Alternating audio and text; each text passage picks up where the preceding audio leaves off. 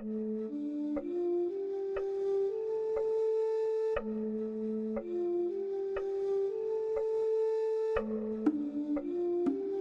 ang kalikasan sa nagbibigay buhay dito sa mundong ibabaw. Huwag nating hayaang masira ito dahil kapag ang kalikasan na ang sumingit, walang kawala ang sinuman sa atin. Bansag na nating mga Pilipino na ang Pilipinas ay tinaguri ang perlas ng silangan. Mayaman tayo sa likas na yaman, pero sa kabila ba nito, atin ba itong inaalagaan? Katulad na lamang ng pag-aalaga natin sa ating mga katawan na ang kalusugan na siyang pangunahing pangangailangan. Trabaho, kalusugan at seguridad, mga pangunahing pangangailangan ng tao. Ito ba'y natutugunan ng bawat pamilya na nakatira dito? Pero alam nyo ba na isa sa mga barangay dito ay mapanganib?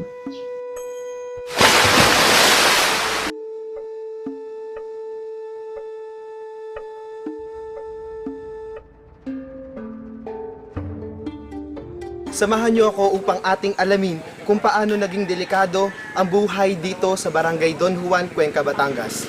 Ako po si Jerwin Navales at ito ang Informative Documentaries.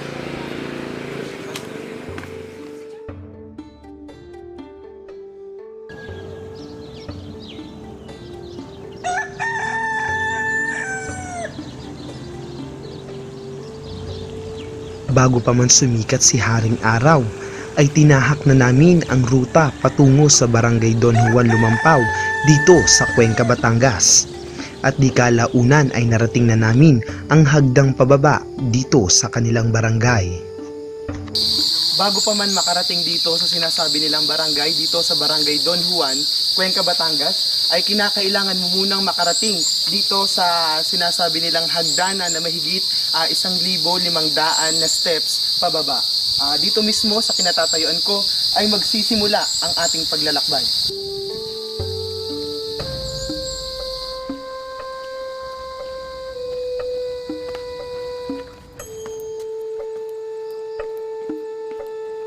Ito na nga yung panimula ng ating paglalakad. Kasama natin ang aming docu team upang maranasan ang hirap dito na pagbaba. Mahirap pero dapat kayanin. Kinakailangan mo magdala ng isang bote ng tubig at ng isang pamunas upang maibsan ang iyong pagod. At habang pababa pa nga lang kami, ay may nakasalubong kaming mga residente sa nasabing barangay. Dito sa ating paglalakad, nakita natin si Ate Alicia po, Alicia Mandokdok. Tatanong po namin kung ano po yung karanasan nyo dito sa pag-akyat at pagbaba po dito sa hagdanan. Naku, mahirap din. Ang paakyat medyo matagal-tagal.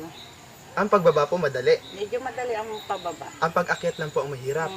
So, yun, ayon sa ating na pagtanungan, ang pag-akyat dito ay hindi biro sapagkat dito ay nahihingal sila bago sila makaakyat sa taas.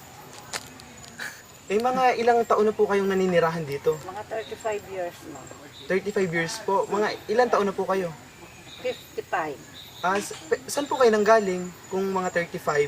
Tapos 50 years na po kayo? 55 years. Sa Parañaque, doon ko nakita yung napangasawa kong taga dito sa Don Juan. So yun po, hindi nyo na po pinangarap na umalis dito? Ay, dito ang hanap buhay namin. Nangingisda. Tsaga-tsaga na lang po? Tsaga-tsaga na lang.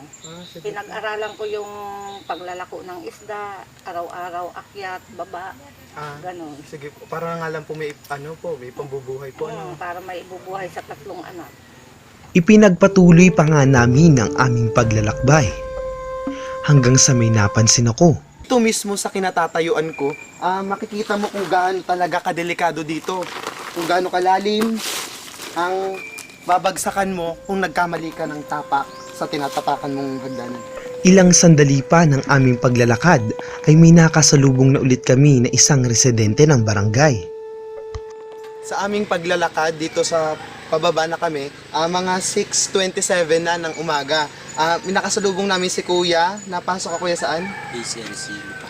ACLC Lipa. Ito, kita natin na yung kanyang uniform, bit-bit niya dahil nga pag umakyat siya ay pawis. Kailangan niya ng pampalit. Matagal ka na kuya dito. Simula ka na dito nanirahan? Mga ilang taon ka na dito? Simula pa noon? Pagkabata. Di tuwing naakyat ka sa dito ay araw-araw mo ginagawa yon tuwing napasok. Sa aming patuloy na pagbaba ay hindi ko waring maiwasang mangamba sa aking mga nakita. Di lamang mahigit na 1,500 steps na hagdan ang kanilang inaakyat dito. Tignan nyo ang ating hagdanan, ang kanilang hagdanan. Hindi to yung perpektong hagdan sapagkat ito ay may mga sira-sira. Ito yung mga dinadaanan. Ito yung dinadaanan nila dahil wala silang pagpipilian.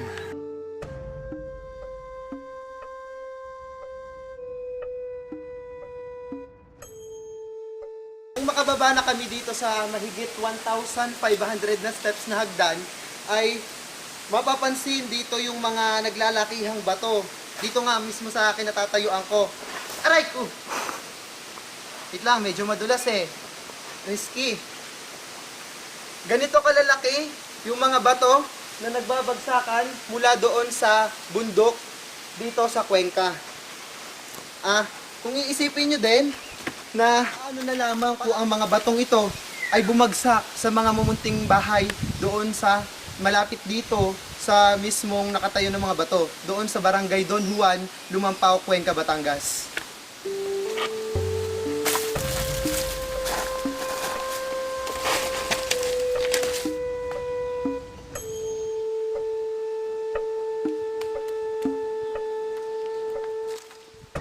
Sa aming paglalakad-lakad, hindi lang yun ang mga nakita naming mga bato.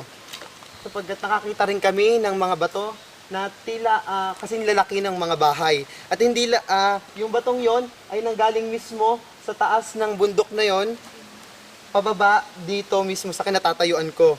At hindi lang basta siya bato dahil may mga puno din na nagbabagsakan galing sa taas. Paano ba natin masisiguro ang kaligtasan ng mga mamamayan dito sa Barangay Don Juan, Lumampao, Cuenca, Batangas kung ang kalikasan na ang kanilang kalaban?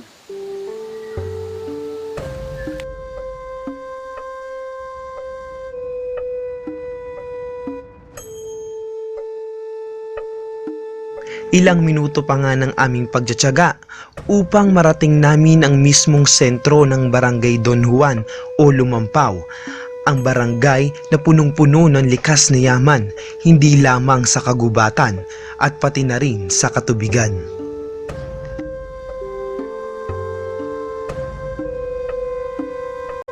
Pangingisda ang pangunahing kinabubuhay sa nasabing barangay, kung kaya't napagpasyahan namin na silipin kung paano ba ang buhay ng isang mangingisda at kung paano sila nabubuhay sa pamamagitan ng pangingisda.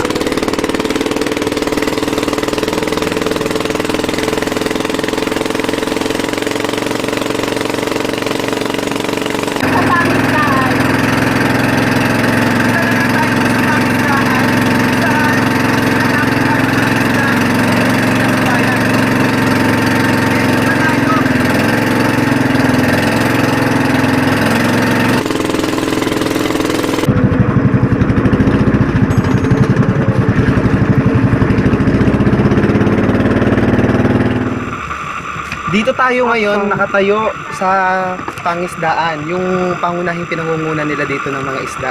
Ito yung mga itsura nila ng isdaan dito. Silipin natin. Dito tayo ngayon nakatayo kung saan dito nila kinukulong dito sa square na to na nakikita nyo. Dito ikinukulong yung mga isda nilang nakukuha na idinadala pa, inaakyat pa sa bayan. Madaming isda. Kuya, hindi ba siya nakakalusot dito? Anong ilalim na siya? Marami. Anong mga isda na huli dito? Tilapia lang to? Maliliit ang tilapia. Dito na to pinalalaki? So ilang buwan bago sa lumaki? 7 buwan po? Matagal-tagal din. 26. Ilang taon na po kayo nangingisda? 8. Ilang taon na po? Lahat po to, alaga. Alaga to, hindi sa... So doon po, pwede po naman mga isda doon. Ano po yung nahuhuling mga isda doon? Tawilis, bangos. Tapos inaakit nyo po sa taas. Ilan po pangunahin sa trabaho dito? Mga isda? Ang dami. Ano ba yung kinikita nyo dito? Sa pang-araw-araw nyo pong ano? Buhay? Sapat po. Ay, araw-araw nyo pong ginagawa yun. Akit ba ba? Taas po? Paano po pag nagkakasakit kayo, di doon nyo din po kinukuha yung pampagamot? Dito makikita natin yung fish cage dito sa Taal, sa Lawa ng Taal, dito sa Don Juan, Lumampao, Cuenca, Batangas. Kung makikita nyo yung bundok na yon, aking tinuturo ay doon kami bumaba kanina. Na kanina ay tanaw na tanaw yung laki nito.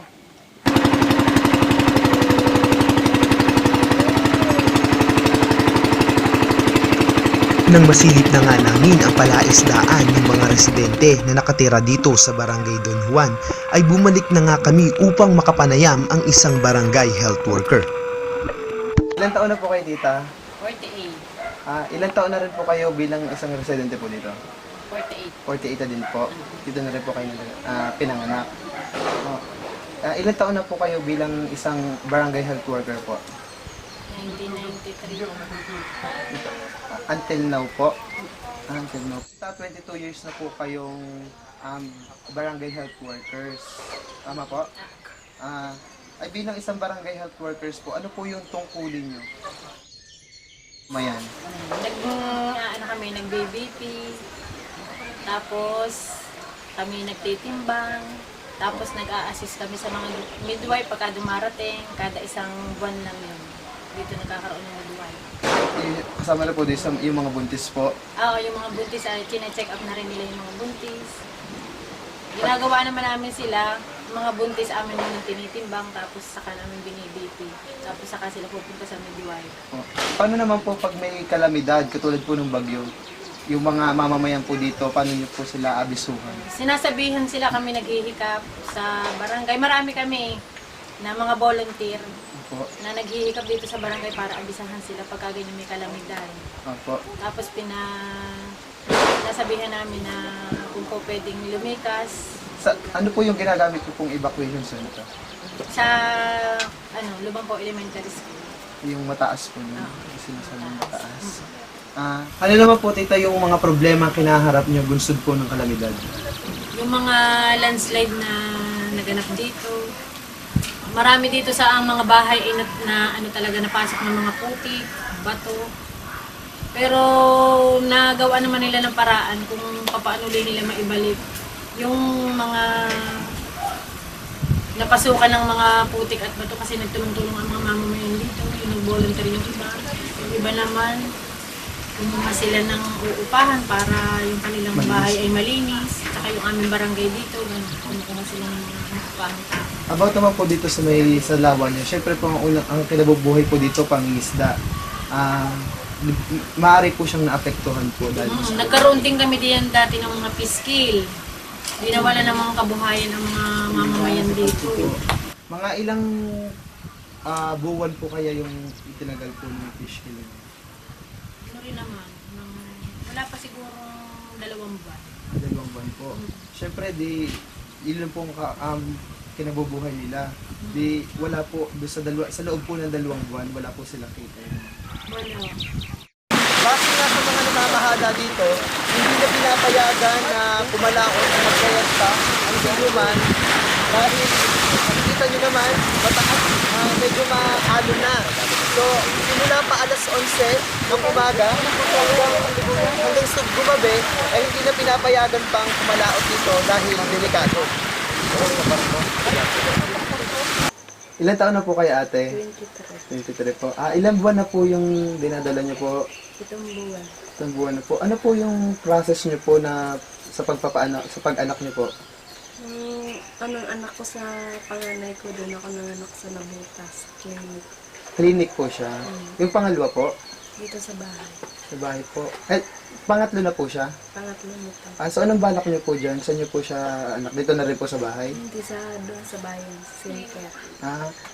Ano po yung ginagamit yung sasakyan? Kasi wala naman pong nadaan po dito sa sasakyan eh. Lalakadin niyo po yung 1.5 step. Isasakay doon sa bayan. Sa bayong po. Pwede din sa dagat, idaan. Malaki po yung bayong. Ate, kwento niyo naman po yung personal na experience niyo po sa panganganak. Check up naman ako dito buwan-buwan dito sa center. Nababa po yung mga doktor? Nabangka sila. Nababangka po sila? Tapos dito naman sa pangalawa ko, ganun din, buwan-buwan din ako check up. Saan po kayo nanganganak? Nung pangalawa kong anak dito sa bahay lang. Opo. Nabot na ako dito. Tapos ngayon sa taas, sa center. Dahil bawal po na manganak na po dito sa bahay. Ano pong ginagamit niyo po na akyat po dun sa taas? Bilao. Balaong po. Usapin naman pong pangkalusugan. Hindi po ba kayo nangangamba dahil po kayo sa inyong kalagayan dito dahil siyempre po mapanganib po dito. Gawa po naman yung mga nagbabagsak ng mga bato. Siyempre nangangamba din kaya lakasan na lang ang loob. Masa na lang po ng loob. Wala na po kasi kayong ibang pagpipilian. Wala na. Ako po. Kasi layo eh. Pero bawal na dito magpaanak. Kaya doon na lang po sa taas. Doon po. Ito nga yung sinasabi nilang balaong kung saan dito nga nila sinasakay yung mga taong malapit ng manganak, yung mga taong may sakit o dadaling sa itaas. Kasamahan ng aming team ay sinubukan namin itry kung gaano ba talaga kahirap dalhin itong balaong paakyat. Sinasabi nga nila na simula 10 minuto hanggang 15 minuto ang binibilis ng pag-akyat nila. Talagang ang delikadong umakyat dito lalo na kapag naulan dahil yung hagdanan na dadaanan mo ay basa. Maaari kang madulas o maaaring sumala ang paa mo dito sa pag-akyat sa hagdanan. Mahirap pero dapat kayanin para lamang sa mga taong nangangailangan ng tulong dahil buhay na ang nakataya. Mula sa aming naranasan sa mahigit 1 araw na paglalakbay namin dito sa kanilang bayan ay halos mararanasan mo yung hirap at pagod ng mga taga rito. Kung sa atin, ito'y isang mahirap na gawain, pero para sa mga taga rito, ito'y kanilang pang-araw-araw na hanap buhay.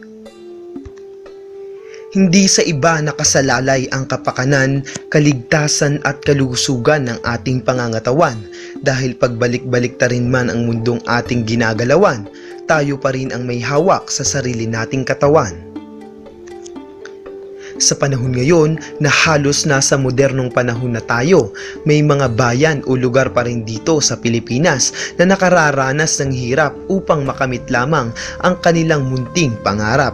Hindi man ito ang pinakamahirap na bayan dito sa Pilipinas, pero kabilang ang bayang ito sa isa sa pinakadelikadong lugar.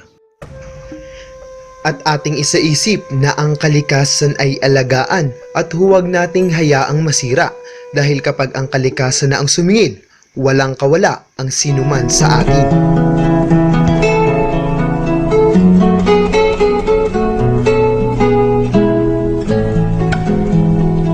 Walang madadapuan ang mandaragit, walang mapupugaran ang ibong pipit, walang maialay na dahon sanga, ang gubat na namamatay na.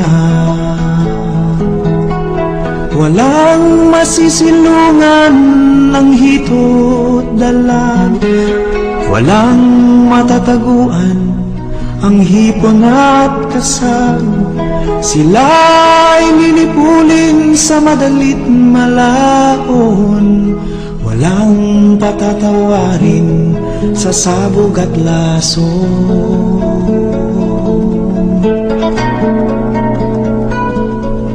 Wala nang gagamasin ang manggagamas, wala ring gagapasin.